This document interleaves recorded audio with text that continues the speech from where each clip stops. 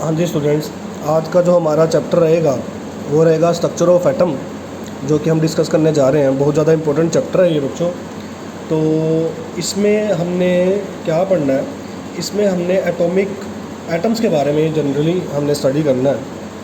तो एटम के जो सब एटॉमिक पार्टिकल्स है उससे रिलेटेड बात करनी है, कहाँ प्रेजेंट है, और इससे रिलेटेड बहुत सारी थ्योरीज़ भी हमारे पास है यहाँ पर। तो सबसे पहले मैं आपको ये बता देता हूँ कि इस चैप्टर में हमने पढ़ना क्या क्या है वन बाय वन। तो सबसे पहले हम पढ़ेंगे डिस्कवरी किसकी, सब एटॉमिक पार्टिकल्स की। ठीक है, तो डिस्कवरी पढ़ने के बाद ये सब एटॉमिक पार्टिकल्स कौन से हैं, एटम के जो पार्टिकल्स हैं लाइक इलेक्ट्रॉन, प्रोटॉन और न्यूट्रॉन, इनको करने के बाद हमारे पास जो मेन टॉपिक रहेगा वो रहेगा एटॉमिक मॉडल्स। ठीक है, और एटॉमिक मॉडल जो है उसमें हमारे पास कौन से मॉडल रहते हैं, J Thomson model, Rutherford model, Bohr model. और ये तो हमने पढ़ने ही है कि हम यहाँ पर जे थॉमसन मॉडल तो पढ़ेंगे। जे थॉमसन मॉडल को पढ़ने के बाद हमारे पास रहेगा यहाँ पर आपका रदरफोर्ड मॉडल। ठीक है, तो J Thomson model, Rutherford model, और इसके बाद बोहर मॉडल। और बोहर मॉडल को पढ़ने से पहले हम क्या पढ़ेंगे, डुअल नेचर ऑफ लाइट। ठीक है, क्या पढ़ेंगे, डुअल नेचर ऑफ लाइट। और डुअल नेचर ऑफ लाइट को करने के बाद हमारा जो टॉपिक रहेगा वो रहेगा बोहर मॉडल। और बोहर मॉडल के बाद हम कुछ इम्पोर्टेंट हमारे लॉज होंगे जो कि क्वांटम मॉडल ऑफ एटम की तरफ हमारा ध्यान देते हैं, जो कि है डी ब्रोगली और हाइजेनबर्ग प्रिंसिपल। इसके बाद बच्चों हमारा टॉपिक रहेगा last, quantum model of atom. ये अपने सारे टॉपिक्स हैं। तो टॉपिक्स तो बहुत ज़्यादा है, इसको वन बाय वन हम डिस्कस करेंगे। तो सबसे पहले आज हमारा काम है क्या पढ़ना, डिस्कवरी ऑफ सब एटॉमिक पार्टिकल्स के बारे में। तो हमारे एक साइंटिस्ट थे डाल्टन ये कहते थे कि एटम सबसे छोटा पार्टिकल है, लेकिन ये उनका पोस्टुलेट गलत प्रूव हो गया क्योंकि इलेक्ट्रॉन, प्रोटॉन और न्यूट्रॉन की डिस्कवरी हुई क्योंकि वो एटम के अंदर ही पाए जाते थे। तो सबसे पहले आज का जो हमारा टॉपिक रहेगा वो रहेगा डिस्कवरी ऑफ कैथोड रेज।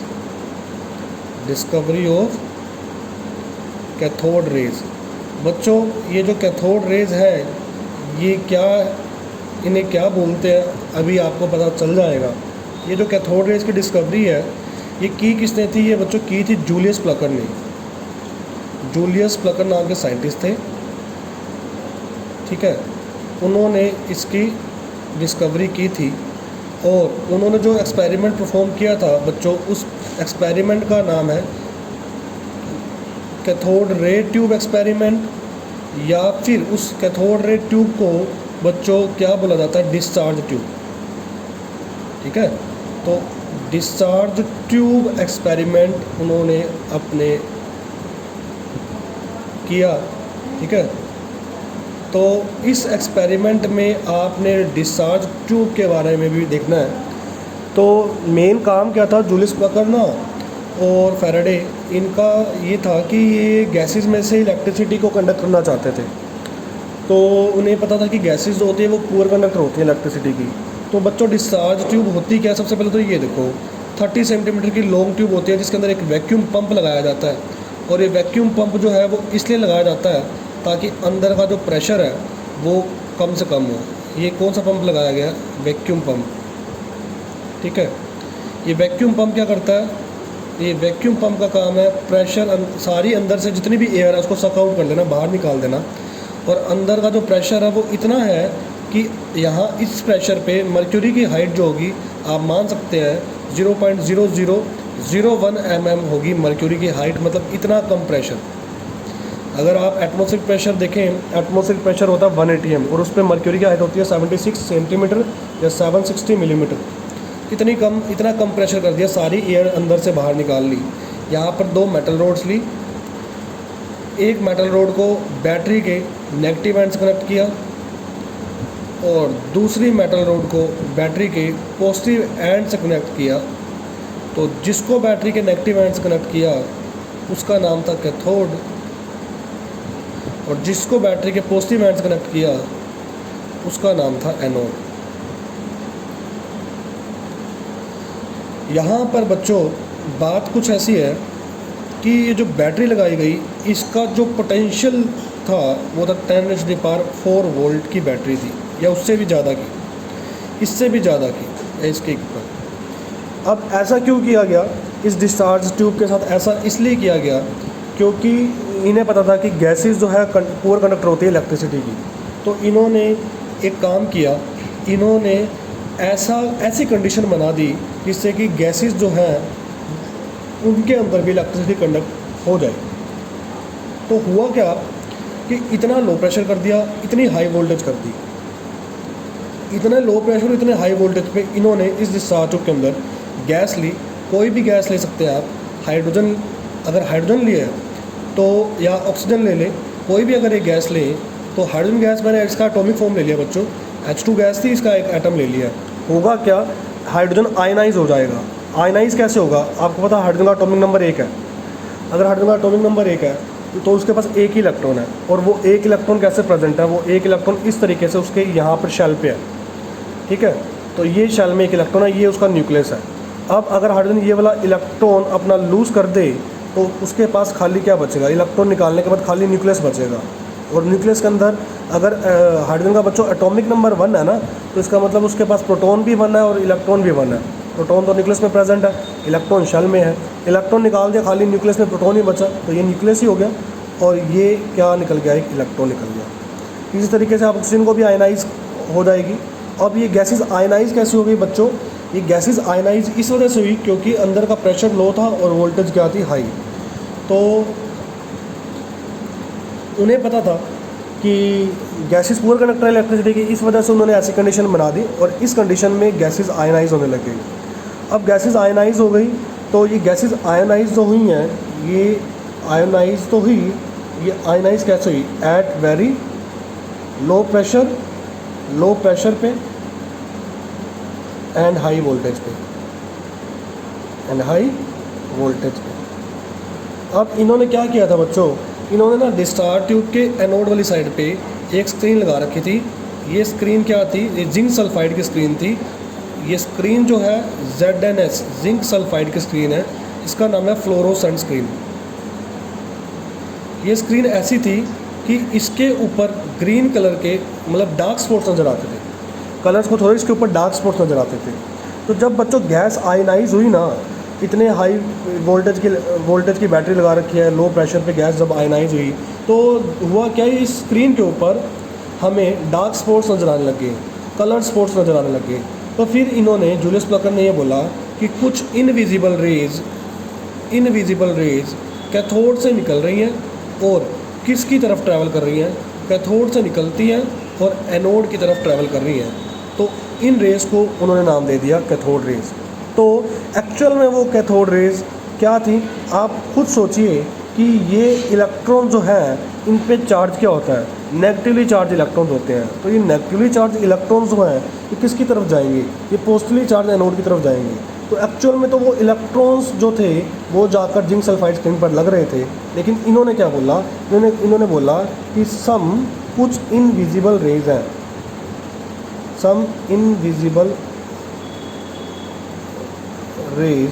कुछ इनविजिबल रेज हैं जो कि ओरिजिनेट हो रही है। ये ओरिजिनेट कहाँ से हो रही है? सीम टू बी ओरिजिनेटेड, मतलब ऐसा लग रहा है कि इसमें से ही निकल रही है। किसमें से? फ्रॉम कैथोड में से, और ट्रैवल कर रही है एनोड की तरफ। इस वजह से उन इनविजिबल रेज को नाम दिया गया कैथोड रेज। उन इनविजिबल रेज को नाम क्या दिया गया? Cathode rays. तो इस तरीके से, लेकिन एक्चुअल में वो हमारे पास क्या थे? अगर आप इसके अंदर हाइड्रोजन गैस लोगे तो एक तो H पॉजिटिव होगा, एक E नेगेटिव होगा, इलेक्ट्रॉन पे चार्ज नेगेटिव है, नेगेटिवली चार्ज इलेक्ट्रॉन एनोड की तरफ जाएगा। अगर आप ऑक्सीजन गैस लोगे तब भी ऐसे ही होगा, नेगेटिवली चार्ज इलेक्ट्रॉन जो है वो एनोड की तरफ जाएगा। गैस आप कोई भी लें, हर एक गैस आयनाइज होने के बाद एक इलेक्ट्रॉन रिलीज़ करेगी। एक्चुअल में वो कैथोड रेज नहीं थी, एक्चुअल में तो वो इलेक्ट्रॉन्स ही थे। ये तो बाद में पता चला ना, तो ये तो हमें बाद में पता चला इलेक्ट्रॉन्स की डिस्कवरी के बाद। तो ये इलेक्ट्रॉन्स जो है इन्हें ही क्या बोला जाता है बच्चों, ये इलेक्ट्रॉन्स को ही क्या बोला जाता है, कैथोड रेज। इलेक्ट्रॉन्स ही तो हमारी कैथोड रेज हैं, जो कि उसे ऐसा लग रहा था कि कैथोड में से ओरिजिनेट हो रही है, एनोड की तरफ जा रही है, और जिंक सल्फाइड स्क्रीन पर डार्क स्पॉट नज़र आ रहे थे। तो बच्चों यहाँ से कैथोड रेज की डिस्कवरी हुई। बाद में पता चला कि कैथोड रेज इन इलेक्ट्रॉन्स को ही बोला जाता है। अब इस कैथोड रेज की अगर हम कैरेक्टरिस्टिक्स की बात करें, जो एक्सपेरिमेंट जूलियस प्लकर ने किया था, उन्होंने इसकी कुछ कैरेक्टरिस्टिक्स भी दी। उस कैरेक्टरिस्टिक की अब हम 1 बाय 1 डिस्कशन करते हैं। तो कैरेक्टरिस्टिक क्या है, अब आप यहाँ पर ये देखिए कि यहाँ पर मेरे पास कैथोड रेज की कैरेक्टरिस्टिक हमने पढ़नी है। तो यहाँ पर सबसे पहली कैरेक्टरिस्टिक क्या रहेगी,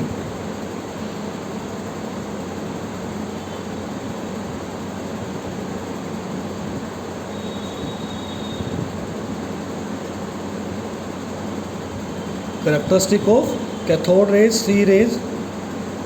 ठीक है, तो सबसे पहली क्या रहेगी, जो कैथोड रेज है ना आपकी, जो सी रेज है, कैथोड रेज जो है वो ट्रैवल करती है स्ट्रेट पाथ में, ट्रैवल इन स्ट्रेट पाथ में ट्रैवल करती है टूवर्ड्स एनोड की तरफ हाई वेलोसिटी से। ठीक है, सबसे पहली ये है। दूसरी बात बच्चों, यहाँ पर हुआ क्या कि ये थी आपकी डिस्चार्ज ट्यूब, ये था कैथोड और ये था एनोड। आप इन्होंने किया क्या, इन्होंने इस डिस्चार्ज ट्यूब के चारों तरफ क्या कर दिया, इलेक्ट्रिक फील्ड अप्लाई कर दिया, या मैग्नेटिक फील्ड, या तो मैग्नेट रख दी, एक यहाँ पर मैग्नेट रख दी नॉर्थ पोल या साउथ पोल, एक पोल यहाँ रख दिया, या फिर इस तरीके से आप बोल सकते हैं ये चार्ज बॉडीज़ हैं, एक पॉजिटिव प्लेट है, एक नेगेटिव प्लेट है। तो आपको पता है कैथोड रेज जो है वो नेगेटिवली चार्ज रेज है, वो किसकी तरफ शिफ्ट होंगी, वो पॉजिटिव प्लेट की तरफ शिफ्ट होने लग जाएंगी। तो इन्होंने क्या देखा कि ये क्या किया क्या इन्होंने, तो he applied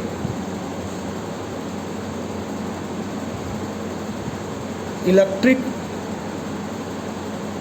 and magnetic field. ठीक है, तो कहाँ अप्लाई किया, डिस्चार्ज ट्यूब पे, एंड फाउंड, ये पाया कि जो आपकी कैथोड रेज है ये मूव कर रही हैं किसके टूवर्ड्स, पॉजिटिव प्लेट के टूवर्ड्स। पॉजिटिव प्लेट किसकी, आप ऐसे बोल सकते हैं इलेक्ट्रिक फील्ड की, या फिर मैग्नेटिक फील्ड के किसी एक पोल के टूवर्ड्स।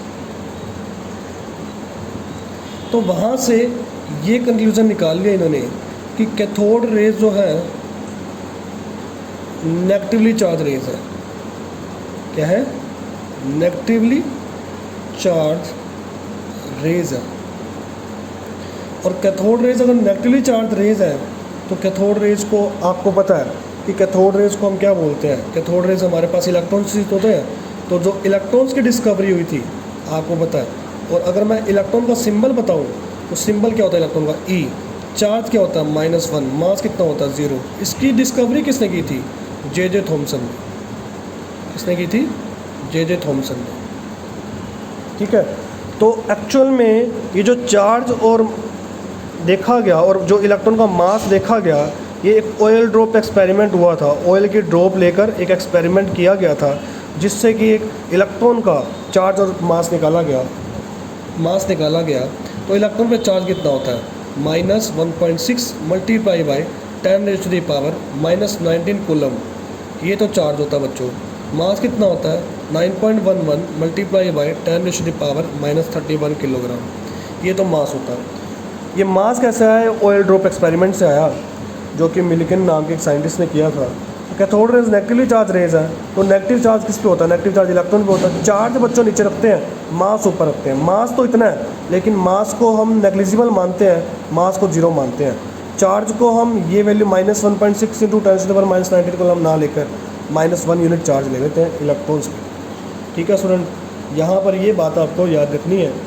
तो और यहाँ पर अगर आप और चीज़ें देखें कि अगर यहाँ पर कैथोड रेज जो है मतलब उनका मास भी है, इलेक्ट्रॉन का मास है, तो कैथोड रेज का भी मास है, चाहे वो नेग्लिजिबल मास है। तो जब हम डिस्चार्ज ट्यूब के अंदर कोई ऐसा पैडल व्हील रख देते हैं या फिर कोई ऐसा हम विंड पाइप रख दें जो कि जब कोई पार्टिकल उस पर हिट करता है तो वो पैडल व्हील रोटेट करे, तो इसका मतलब हुआ क्या कि उन्होंने क्या प्लेस कर दिया, ही प्लेस अ पैडल व्हील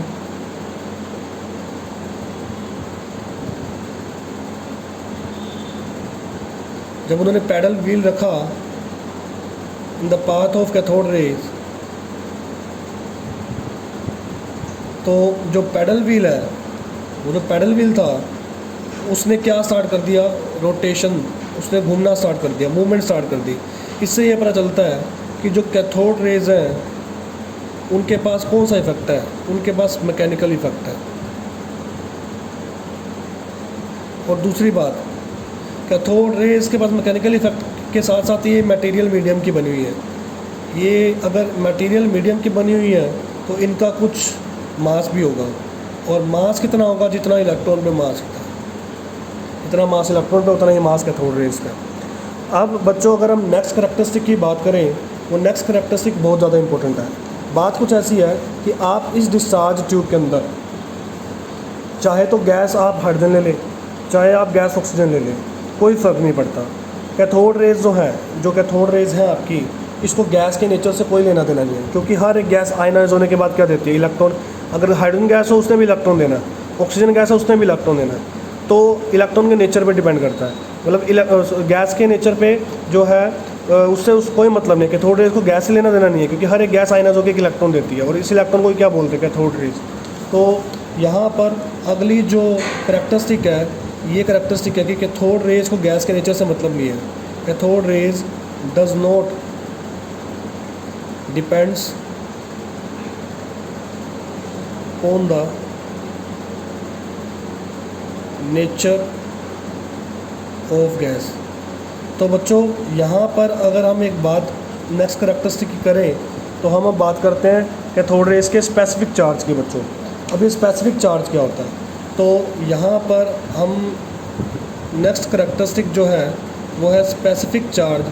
और स्पेसिफिक चार्ज किसका स्पेसिफिक चार्ज, कैथोड रेज का स्पेसिफिक चार्ज या इलेक्ट्रॉन। तो कैथोड रेज का स्पेसिफिक चार्ज का मतलब charge to the mass ratio, charge by में मास रेशो को बोला जाता है स्पेसिफिक चार्ज। तो यहाँ पर स्टूडेंट आपको पता है कि चार्ज कितना होता है, चार्ज का मैग्नीट्यूड है 1.6 मल्टीप्लाई बाई 10⁻⁻19 कूलम। यहाँ पर चार्ज ना तो मैंने प्लस लिया ना माइनस लिया, वो चार्ज के टाइप होते हैं, मैंने चार्ज का मैग्नीट्यूड लिया। इलेक्ट्रॉन का मास कितना होता है, जितना कैथोड रेज का मास, और इलेक्ट्रॉन का मास 9.11 मल्टीप्लाई 10⁻⁻31 kg। तो जब बच्चों आप इसको सोल्व कर लोगे ना, जब आप ये सारा जो है सोल्व कर लोगे, तो आपका क्या आंसर आएगा, ये इम्पोर्टेंट है। यहाँ पर -31 ऊपर जाके +31 होगी, 31 में से 19 माइनस करोगे, यहाँ पर आपका कितना बन जाएगा, 12 बन जाएगा। ठीक है, और यहाँ पर अगर पॉइंट कैंसिल करोगे तो आपकी जो ओवरऑल वैल्यू है वो मैं लिख देता हूँ, आएगा इसको सोल्व करने के बाद 1.75 इंटू में 10⁻11 कूलम पर kg। जो स्पेसिफिक चार्ज की यूनिट है वो है कूलम पर kg। और ये जो स्पेसिफिक चार्ज है, ये स्पेसिफिक चार्ज कैथोड रेज का जो है